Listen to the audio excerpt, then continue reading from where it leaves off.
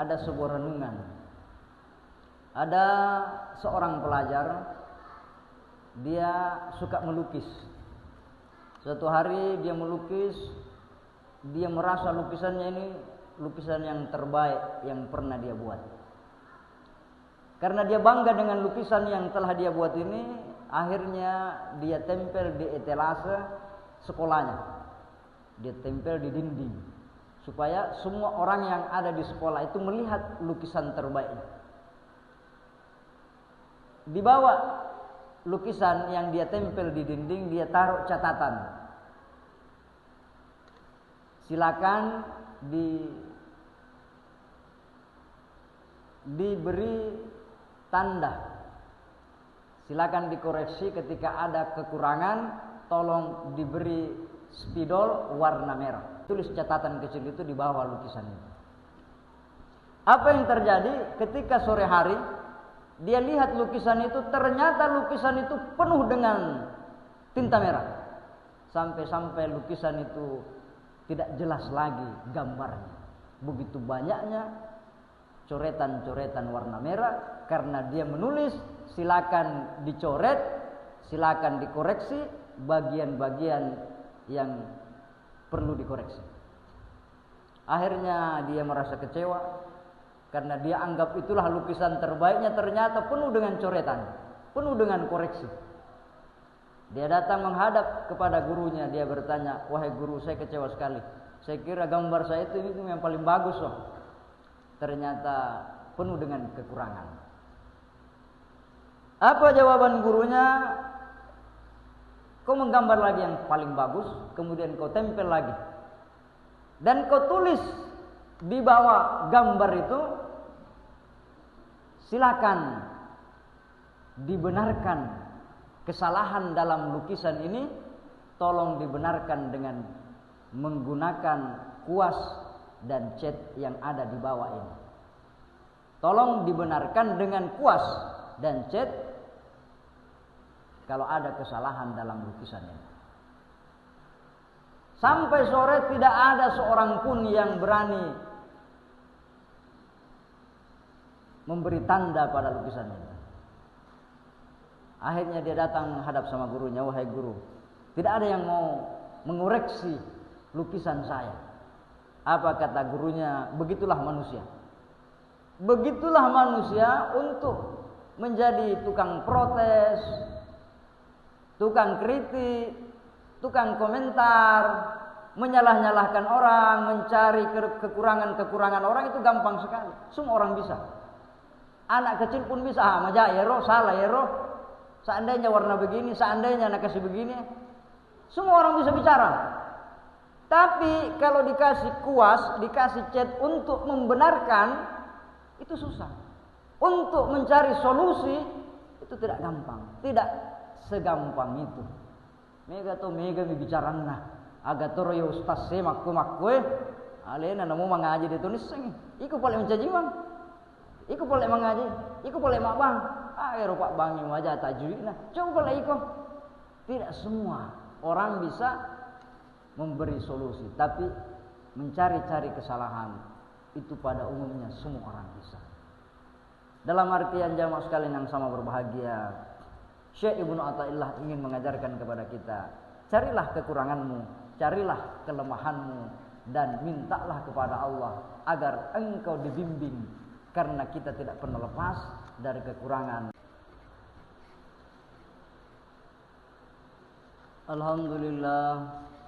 Alhamdulillahilladzi anzalal Qur'ana hudan wa shifaa'an li suduril mu'minin.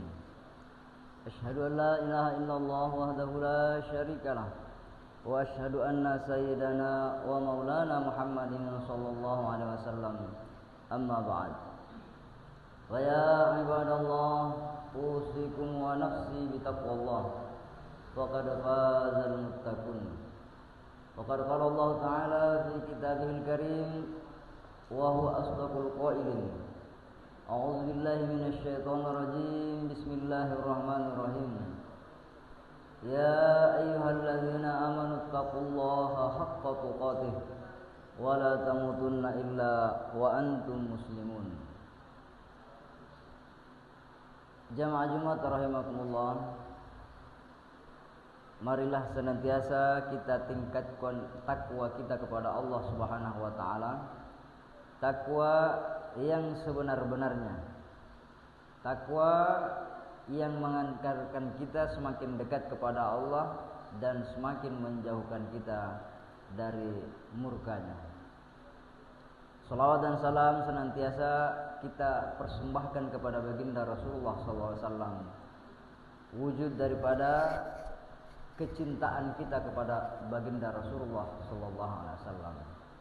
Man ahabbani kana ma'i fil jannah, kata Rasulullah, siapa yang mencintaiku maka dia akan bersamaku di dalam surga. Banyak berselawat artinya kita ingin menunjukkan betapa cintanya kita kepada Rasulullah sallallahu alaihi wasallam. Jamaah Jumat rahimakumullah, insyaallah pada khutbah kali ini yang ingin saya bahas yaitu tentang beberapa pesan-pesan daripada Syekh Ibnu Athaillah. Bagaimana kita menata hati kita, kita mengenali diri kita, kemudian kita berupaya memperbaiki sedikit demi sedikit, mengurangi kekurangan-kekurangan yang ada pada diri kita. Jamaah Jumat rahimakumullah, beliau berkata bahwa laula jamilu satrihi lam yakun amalun ahlul lil kabuli.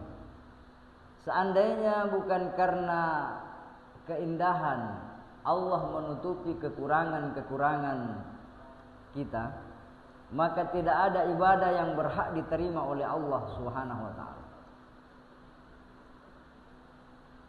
Mulai dari salat kita, sedekah kita,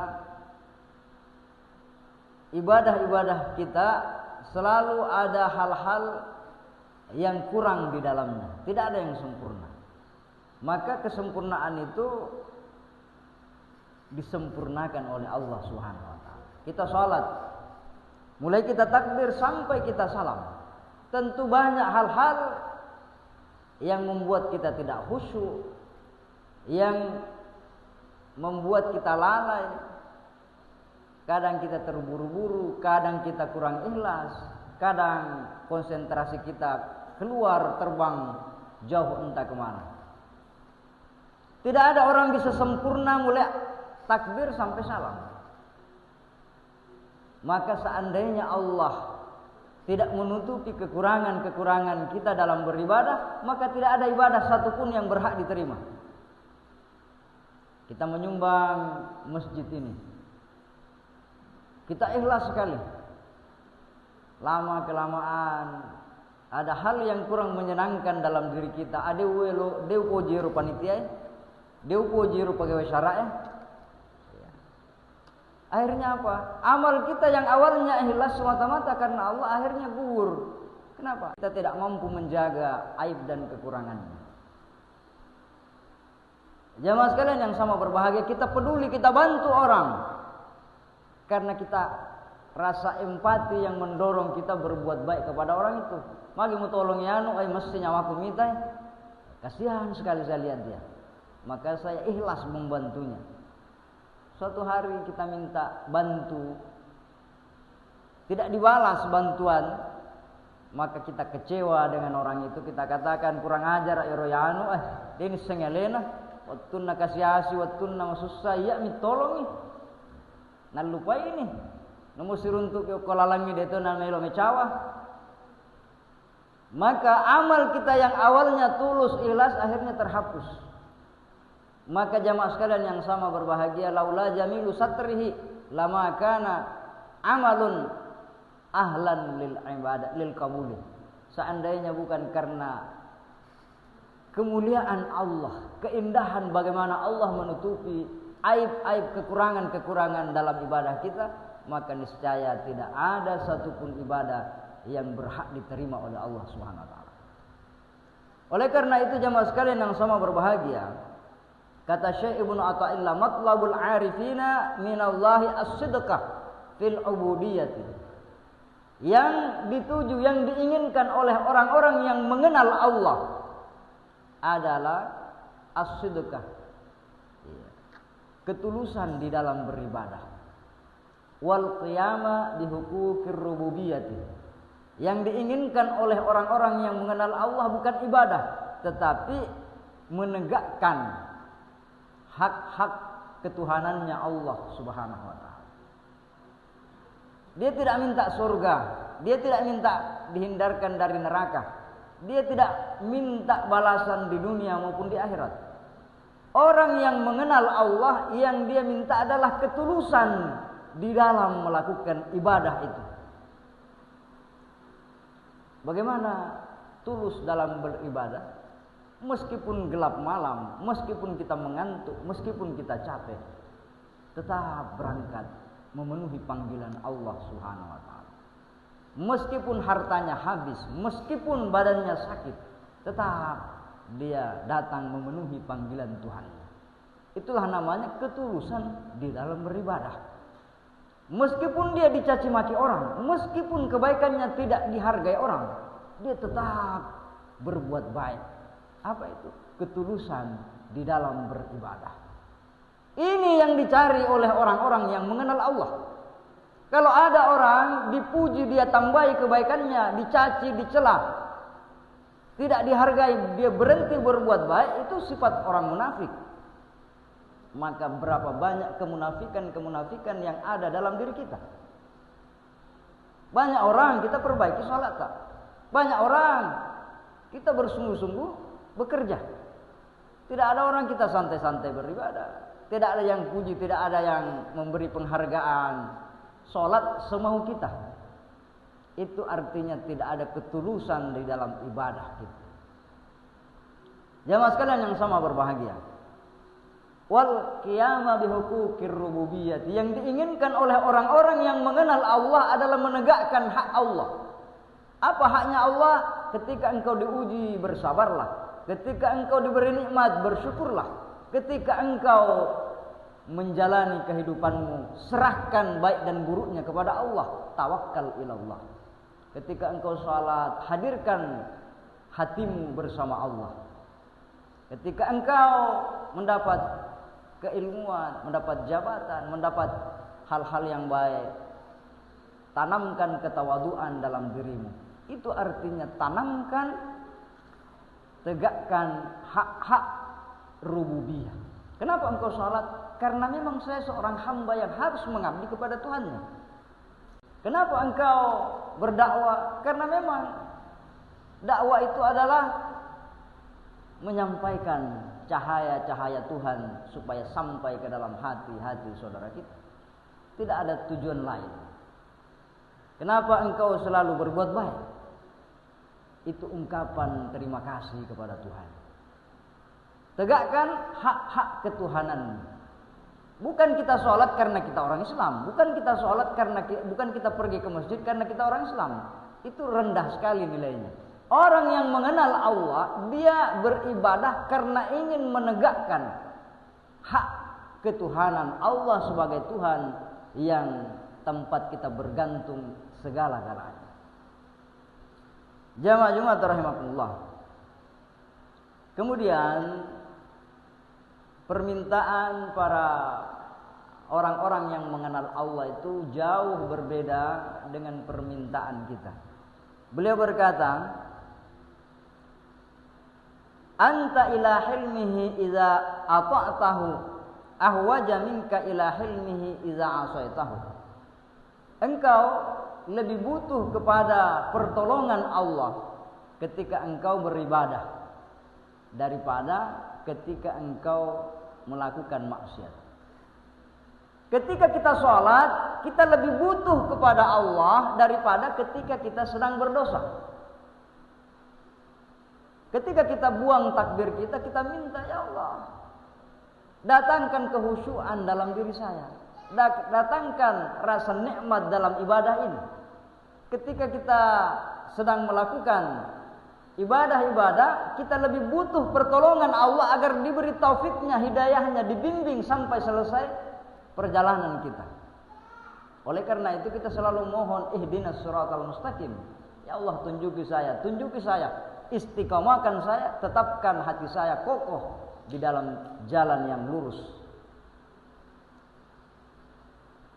Orang yang bermaksiat, dia tahu bahwa dia sudah jauh dari Allah.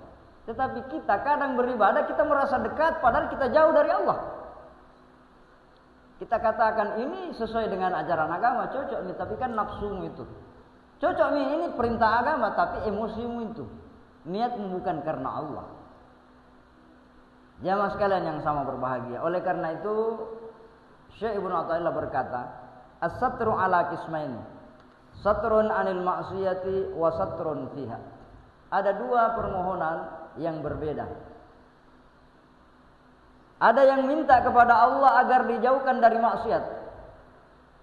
Ada juga yang minta kepada Allah agar dia ditutupi dosanya, ditutupi aibnya ketika dia berbuat maksiat. Fal ammatu, orang-orang awam, pada umumnya orang berdoa, yatlubuna minallahi as-sitra fiha. Dia minta, ya Allah tutupi saya supaya orang tidak tahu bahwa saya melakukan maksiat. Supaya apa? Hasyata sukutihim, hasyata sukuti martabihim indal khalqi. Dia takut kedudukannya, derajatnya, cara pandangnya orang berubah kepadanya. Dia malu kalau orang tahu bahwa dia bermaksiat. Ya Allah, jangan sampai orang tahu. Ini pada umumnya kita. Tidak ada orang tidak punya salah, tidak ada orang yang tidak punya dosa. Kita minta, ya Allah jangan engkau bongkar aib saya. Itu permohonan kita orang awam. Orang yang mengenal Allah Subhanahu wa taala, wal khassatu yatlubuna minallahi as-sitra anha. Mereka memohon kepada Allah, ya Allah jauhkan saya dari maksiat. Bukan tutupi saya ketika saya bermaksiat. Tutupi saya ketika saya bermaksiat. Jauhkan saya dari maksiat. Itulah doa yang selalu disampaikan.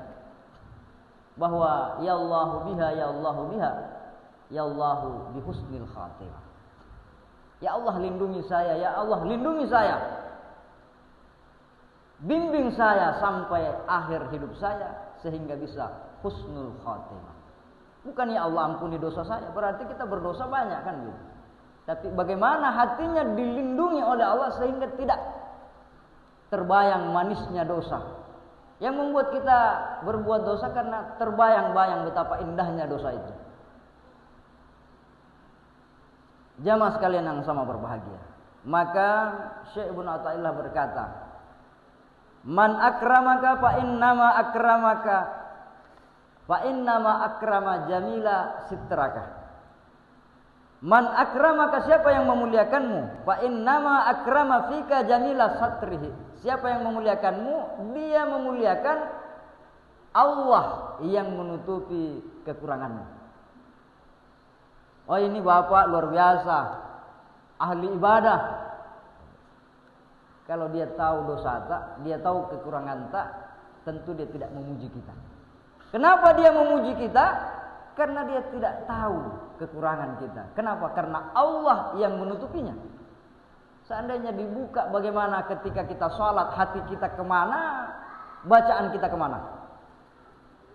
Seandainya dibuka hati kita, orang lihat bagaimana ketika kita menyumbang, menolong orang, tentu orang tidak akan memberikan penghargaan. Oh luar biasa tuh orang dermawan sekali, suka bantu orang dan seterusnya. Tapi Allah menutupi, maka orang-orang memuji kita. Padahal sebenarnya dia sedang memuji Allah yang menutupi kekurangan-kekurangan kita. Berapa banyak orang yang namanya besar, namanya terkenal, pejabat tinggi, hancur hanya satu aibnya yang dibongkar oleh Allah Subhanahu wa taala. Satu kasusnya ditangkap KPK, selesai, runtuh jabatan yang dia rintis mulai dari bawah sampai jadi menteri. Hanya satu aibnya yang dibongkar, hanya satu yang dikasuskan. Bagaimana kalau 10? Bagaimana kalau 20? Berapa banyak orang yang jadi pejabat besar, jabatannya mentereng, ditakuti, disegani orang. Satu kesalahannya selesai. Tidak ada anggotanya yang hormat sama dia. Maka Allah sudah tidak menutupi aib dan kekurangannya. Maka laisal hamdu liman akramaka wa syakaraka falhamdu liman sataraka. Bukanlah pujian itu untukmu ketika orang memujimu. Bukanlah ucapan terima kasih untukmu ketika orang berterima kasih kepadamu. Tapi pujian dan terima kasih itu kepada Allah yang telah menutupi aib dan kekuranganmu. Jamaah sekalian yang sama berbahagia. Terakhir, ada sebuah renungan. Ada seorang pelajar, dia suka melukis. Suatu hari dia melukis, dia merasa lukisannya ini lukisan yang terbaik yang pernah dia buat. Karena dia bangga dengan lukisan yang telah dia buat ini, akhirnya dia tempel di etalase sekolahnya. Dia tempel di dinding supaya semua orang yang ada di sekolah itu melihat lukisan terbaiknya. Di bawah lukisan yang dia tempel di dinding, dia taruh catatan. Silakan diberi tanda. Silakan dikoreksi ketika ada kekurangan, tolong diberi spidol warna merah. Dia tulis catatan kecil itu di bawah lukisan itu. Apa yang terjadi ketika sore hari dia lihat lukisan itu, ternyata lukisan itu penuh dengan tinta merah. Sampai-sampai lukisan itu tidak jelas lagi gambarnya. Begitu banyaknya coretan-coretan warna merah karena dia menulis silakan dicoret, silakan dikoreksi bagian-bagian yang perlu dikoreksi. Akhirnya dia merasa kecewa karena dia anggap itulah lukisan terbaiknya, ternyata penuh dengan coretan, penuh dengan koreksi. Dia datang menghadap kepada gurunya, dia bertanya, "Wahai guru, saya kecewa sekali. Saya kira gambar saya itu yang paling bagus loh. Ternyata penuh dengan kekurangan." Apa jawaban gurunya? Kau menggambar lagi yang paling bagus, kemudian kau tempel lagi. Dan kau tulis di bawah gambar itu, silakan dibenarkan kesalahan dalam lukisan ini, tolong dibenarkan dengan menggunakan kuas dan cat yang ada di bawah ini. Tolong dibenarkan dengan kuas dan cat kalau ada kesalahan dalam lukisan ini. Sampai sore tidak ada seorang pun yang berani memberi tanda pada lukisan ini. Akhirnya dia datang menghadap sama gurunya, "Wahai guru, tidak ada yang mau mengoreksi lukisan saya." Apa kata gurunya? Begitulah manusia. Begitulah manusia untuk menjadi tukang protes, tukang kritik, tukang komentar, menyalah-nyalahkan orang, mencari kekurangan-kekurangan orang itu gampang sekali. Semua orang bisa. Anak kecil pun bisa. Maja ero, salah ero. Seandainya warna begini, seandainya anak kasih begini. Semua orang bisa bicara. Tapi kalau dikasih kuas, dikasih cat untuk membenarkan, itu susah. Untuk mencari solusi, itu tidak gampang. Tidak segampang itu. Mega to mega bicarana. Aga toro yo ustaz se makku alena namo mangaji de tunis sing. Iku paling mencajiman. Iku boleh mengaji, iku boleh mak bang. Ayo pak bang yang wajah tajwid nah. Coba boleh iku. Tidak semua orang bisa memberi solusi, tapi mencari-cari kesalahan itu pada umumnya semua orang bisa. Dalam artian jamaah sekalian yang sama berbahagia, Syekh Ibnu Athaillah ingin mengajarkan kepada kita, carilah kekuranganmu, carilah kelemahanmu, dan mintalah kepada Allah agar engkau dibimbing, karena kita tidak pernah lepas dari kekurangan dan aib. Kalau Allah menutupi aib kita, maka kita berhak mendapatkan rahmatnya. Falaula fadlullah alaikum warahmatuhu lakuntum minal khasirin. Seandainya bukan karena nikmat berupa karunia dari Allah, maka tidak ada orang yang bisa mendapatkan kebahagiaan yang sesungguhnya. Barakallahu li wa lakum fil Qur'anil azim wa nafa'ni wa iyyakum bima fihi minal ayati wa dzikril hakim. Aqulu qouli hadza wa astaghfiruh innahu huwal ghafurur rahim.